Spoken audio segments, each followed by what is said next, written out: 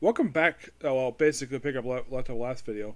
Now, this one discussing All-Star Squadron issues 57 through 63. Excuse me, 67. And I'm also going to be discussing for this particular part an issue of Secret Origins. Which issue, mind you? It is issue number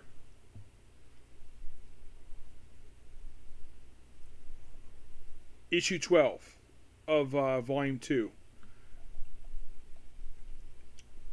Yes, because there's a character who they give the backstory to that they created specifically for the relaunch of this book. Now, basically, 57 to 60 is the aftermath of Crisis on Infinite Earths, where you have the characters come back and they have no memory of the events. Basically, it's like these characters were put back in 1942 as if nothing happened, and we continue this plot here for a little while into issue 60.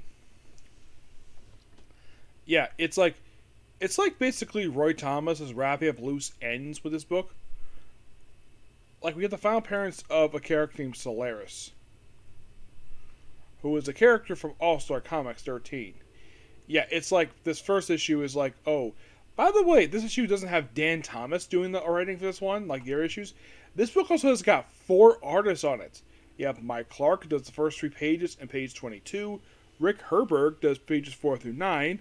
Arvil Jones does 15, and Richard Howell does 1621. Yeah, I don't know why the 4 artists, and then basically the very next issue, which it has these backup stories in it. Yes, they actually have backup stories. Not in the case of 57, oh no. 58 does. It's basically in the case of 58 to 60, it deals with the character of Mannequin, who debuted in Infinity Corporate number 19.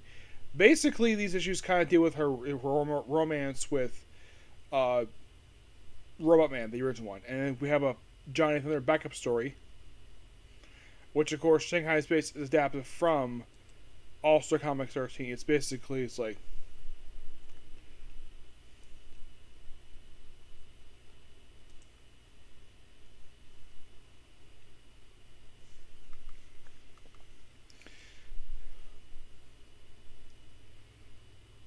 Yeah, so it's kind of continuing what, and of course Dan Thomas comes back with issue 58, and then 59 kind of wraps this whole pre-crisis stuff with this book.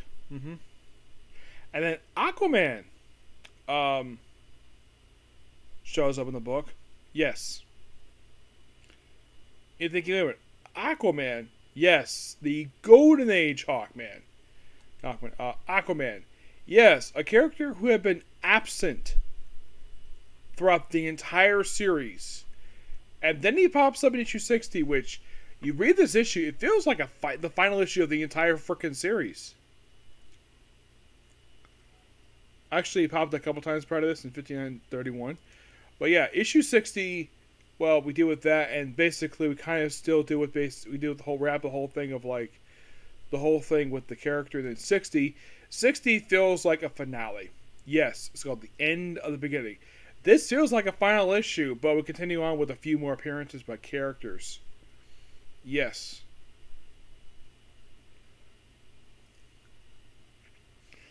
And apparently Young All-Stars #1 takes it where this issue left off. The last 7 issues are the origin stories of characters.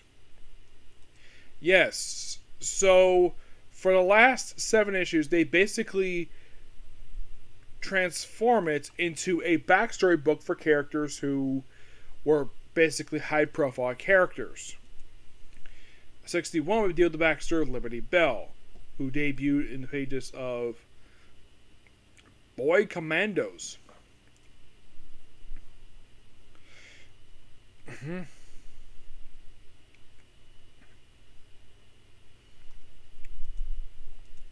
And she's telling the story to the tarantula. Basically, it's all about her entire backstory. Which, this book here was co-written by Don C. Cameron. Art by Mike Harris. 62 is the backstory of the Shining Knight. Yeah, that's really all this issue is. It's basically his backstory with Tony Zazika on the art. He did the inking too for this one. And then we have the backstory of the Golden Age Robot Man, Bob Crane. Yep, basically this is all about his backstory. And Jerry Siegel does this issue, which that's interesting. Yes, Jerry Siegel, one of the co-creators of Superman, and also he created the character of Robot Man. Yep. 64. Which character's backstory revealed? Nobody. It's called Seeing the Funding Papers. Apparently it's a rewrite of Superman 19.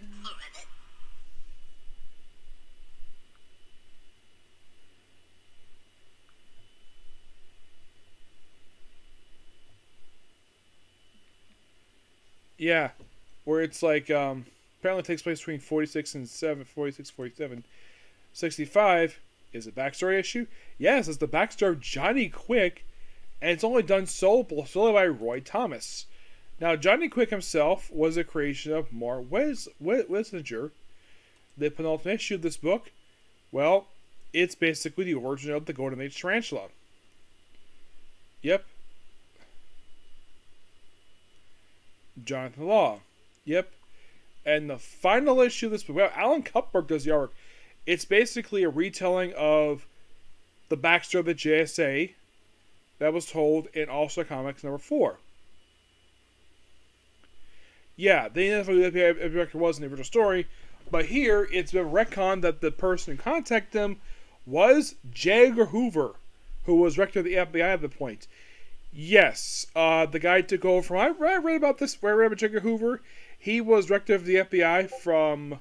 I think it was like the late 60s. No, not late 60s. He basically took over in the 20s.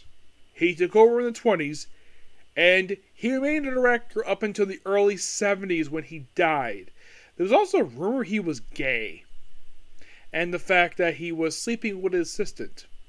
It's a very publicly known rumor that J. Hoover never dispelled, and they all established a rule right after he passed away, because how long he remained director of the FBI.